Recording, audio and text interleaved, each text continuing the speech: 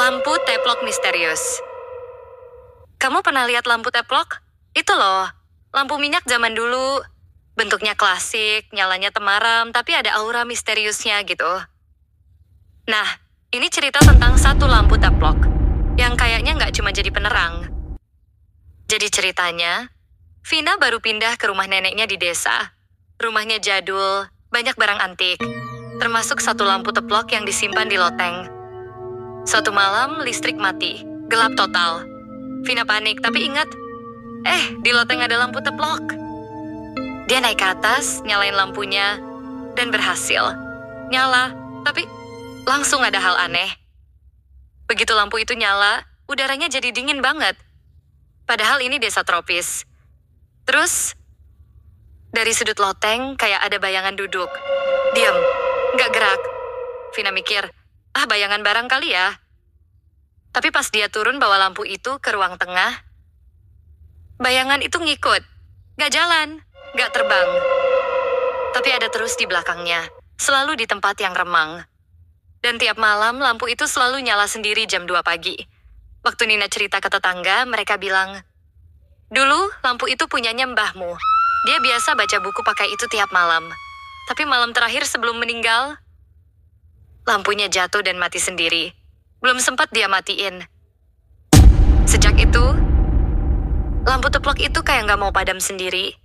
Dan malam-malam suka ada suara halus dari arah loteng. Bacain aku cerita satu lagi ya. Kalau lampu teplok di rumahmu nyala sendiri tengah malam, kamu matiin atau kamu temenin dia baca? Gitar tengah malam. Farel adalah mahasiswa musik yang baru pindah ke kosan tua dekat kampus. Kamarnya kecil, tapi ada satu hal yang bikin dia seneng banget. Di pojok ruangan ada gitar kayu klasik yang ditinggalin penyewa sebelumnya. Farel mikir, lumayan, bisa buat latihan, gak usah beli. Tapi, dari malam pertama, gitar itu udah bikin dia ngerasa aneh. Jam 2 pagi, saat semua udah sepi, senar gitarnya bunyi sendiri.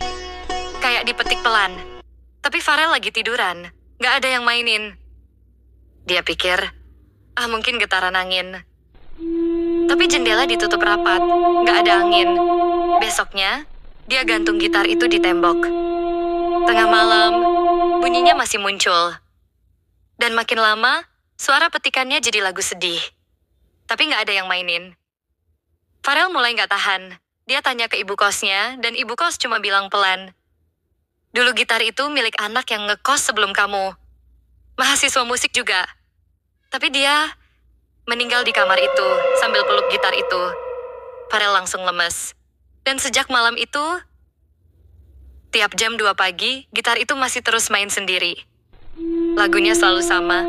Dan kadang-kadang ada suara yang ikut nyanyi, pelan dan lirih banget. Kayak bisikan dari tembok belakang. Kalau gitar di kamarmu tiba-tiba bunyi sendiri tengah malam, kamu berani dengerin sampai habis atau langsung kabur dari kamar? Teko tua. Kalian pernah tinggal sendirian di rumah yang terlalu banyak kenangan? Jika iya, sama dengan cerita yang satu ini. Sejak ibunya meninggal, Rina hidup sendiri di rumah tua peninggalan keluarga. Rumah itu sepi. Ada satu benda di dapur yang selalu bikin dia teringat almarhum ibunya, sebuah teko logam tua. Warnanya kusam. Pegangannya sudah retak, tapi masih bisa dipakai. Ibunya dulu suka bilang, kalau teko mulai bersiul, artinya rumah ini masih hidup, nak. Kalian tahu maksudnya? Rina pikir, itu cuma ucapan manis seorang ibu. Sampai teko itu benar-benar mulai bersiul tengah malam. Di dapur gelap. Padahal kompor nggak pernah dinyalakan. Kalian percaya itu cuma halusinasi? Atau karena kelelahan? Apakah karena rindu? Rina juga berpikir begitu. Sampai siulan itu datang lagi. Dan lagi. Kadang, disertai suara langkah pelan. Dan bau teh melati. Ya, teh kesukaan ibunya. Lalu, pas malam Jumat, pukul 2:13 dini hari, teko itu tidak hanya bersiul. Ia mengeluarkan uap panas. Dan kompor menyala sendiri. Kalian bisa bayangkan betapa ngerinya. Saat Rina masuk ke dapur, ada sosok perempuan berdiri. Membelakanginya, posturnya mirip ibunya. Tapi saat dipanggil, sosok itu nggak menoleh. Rina dengan tangan gemetar menyentuh bahunya.